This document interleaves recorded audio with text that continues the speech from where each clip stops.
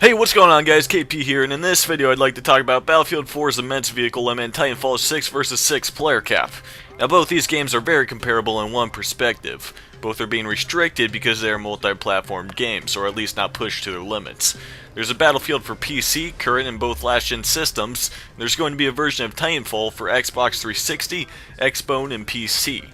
Not too long ago an announcement was made by Respawn Entertainment, more specifically a tweet by Vince Zampella, in response to one of his followers, stating that Titanfall will only incorporate 6v6 player matches with AI, which totals to be 48 player matches.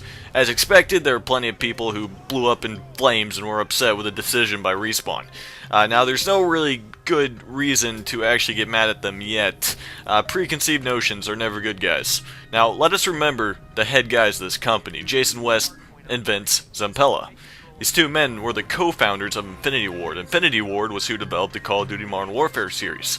Unfortunately, in March 2010, months after the release of Modern Warfare 2, Jason and Vince were fired for breaches of contract and insubordination.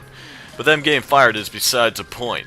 These guys know how to make a 6 vs 6 game. So I place my wagers down and bet this game will have phenomenal map design which corresponds to appropriate game modes, even with the other 36 AI. Now let's talk Battlefield and its map designs and game modes. Now this is a huge issue that annoys me with the game, the correlation between the two.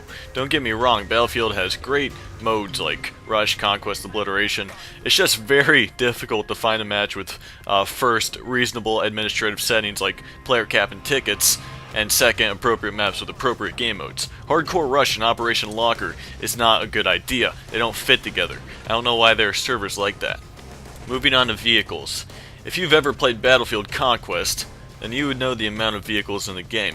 I mean, it's ridiculous. I'm not even that mad about the amount, though. They spawn way too frequent, they can be used by anyone, no matter the skill level, and are extremely powerful. Frankly, infantry combat was thrashed out of BF4, even more so in, or less so in BF3 and all the predecessors, but it just seems to increase the amount of vehicles and action and what you can grasp out of the game. But vehicles shouldn't be that huge of a thing in Conquest. This should be more about the infantry and man-to-man combat. You know, it's it just doesn't really make sense to me why there's so many vehicles. So if you do decide to play infantry and on foot, you're gonna have to play as an engineer if you want to stand a chance. So all in all, guys, let's face it, Battlefield is a chaotic game. The maps are smaller because previous gen only supports 24-man servers, and there's plenty more vehicles. You die much more often, and better yet, you get a lot more kills. Now, Titanfall is trying to offer the same fast-paced action while still giving you, like, kills and less deaths. So that's why they added in all those bots, so they could give you this multiplayer experience with AI. But I do believe the AI are going to be a bit more smarter than most other games. I mean, the bots in Gears of War are just god-awful, and plenty of other games.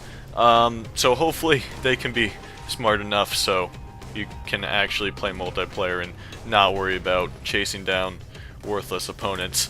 But that's okay. So let's move on to why I think they made that decision to implement the 6v6 actual player match and the other AI in the game. Number one, I think Respawn wanted the game to sell on both Xbox 360 and Xbox One. Instead of coming out and saying the game could have been better and less restricted because of the compromises they had to make for old hardware, they are still making excuses and trying to make the game look as appealing as possible for both platforms. And then number two, I think they really did want to make a badass game and bitch slap Activision in the face. They want you, but it's still like a casual game though. It's still your Call of Duty, like, arcade FPS shooter. You can play on a casual level without worrying about getting shot the moment you spawn in though. That's kind of like the twist. That's the whole thing of AI, that you can spawn in and run around and jetpack and have fun with the game, but there isn't a bunch of tryhards going after you every few seconds or so. So that about wraps it up for this video, guys. KP here, hope you enjoyed it.